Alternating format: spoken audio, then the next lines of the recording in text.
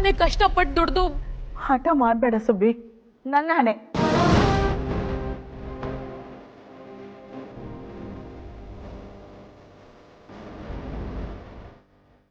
ಅದೇ ಅದು ಕಣ್ ಸುಬ್ಬಿ, ಇದನ್ನೆಲ್ಲ ಬೇಡ ಅಂದು ನನ್ನನ್ನು ದೂರದವಳಾಗಿ ಮಾಡಬೇಡ.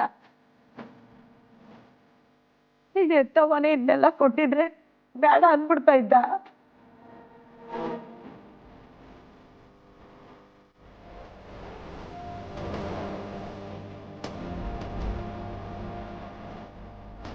ನಿಮ್ಮನ್ನು ದೂರ ಮಾಡ್ತೀನಿ ಅತ್ತೆ.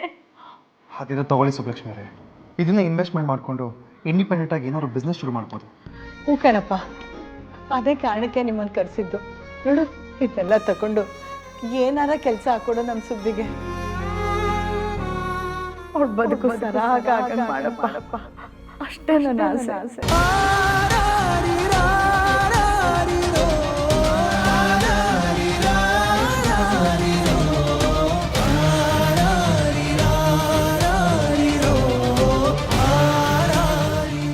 ಆಯ್ತತ್ತೆ, ನೀವು ಹೇಳ್ದಂಗೆ ಆಗ್ಲಿ.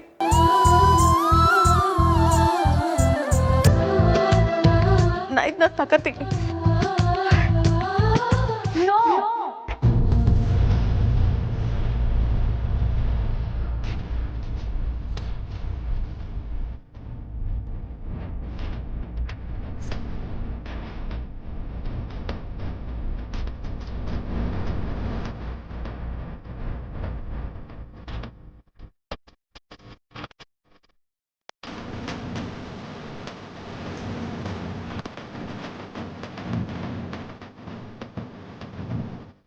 ಮಾತಾಡು ಗ್ಯಾರಿ.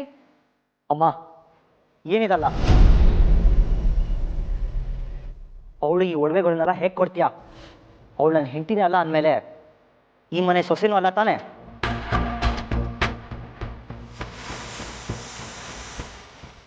ಹಾಗಿರುವಾಗ ಈ ಒಡವೆಗಳ ಮೇಲೆ ಅವಳು ಏನು ಹಕ್ಕಿದೆ?